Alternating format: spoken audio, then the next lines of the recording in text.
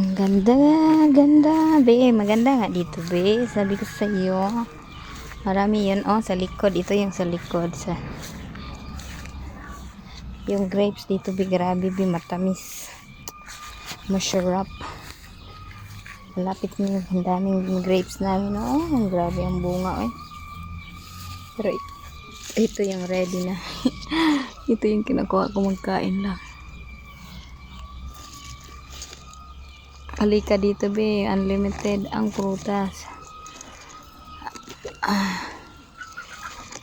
Tutur kita. Nandun lang sila, oh. Wala mo makakita sa akin. Wala akong bra, eh. Di atay.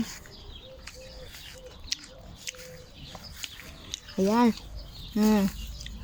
Diba sa Pinas ang mahal ng grape? Dito, be, paborito kong grape. Nandito lang sa gilid. Last year hindi kami dito nagstay, so hindi ko maano ang grapes. Ngayon dito na.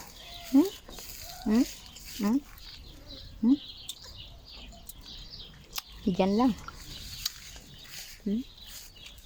Oo. Sus. Ito yung gulayan ni mother, kaso yung gulay niya konti lang. Matamis nga.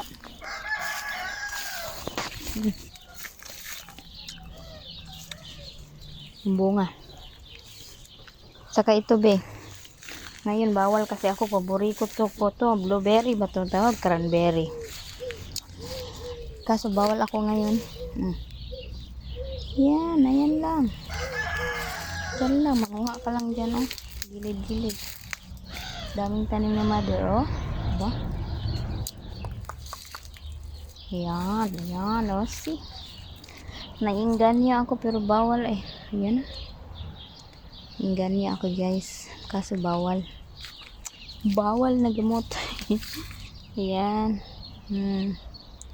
Yan, ito yung gutoy. Gutoy na fruits. Ito yung plum. Prony plum. Yan, be. Kamatis ni mother. Sibuyas ni mother-in-law. Ngayon na year, hindi siya nakatanim ng maraming gulay kasi nagbakasyon siya sa ibang lugar sa kanyang anak. Uy, Diyos ko Lord, kadami na, oh. Ang dami sana, oh. Kaso bawal mo na ako, eh. Diyos ko Lord. Sa Pilipinas, mahal to ba sa shop? Kaso, hindi man ako pwede ngayon.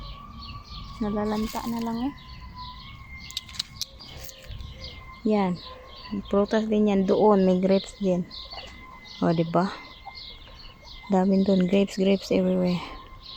Ito, prutas din to, pero hindi pa namunga.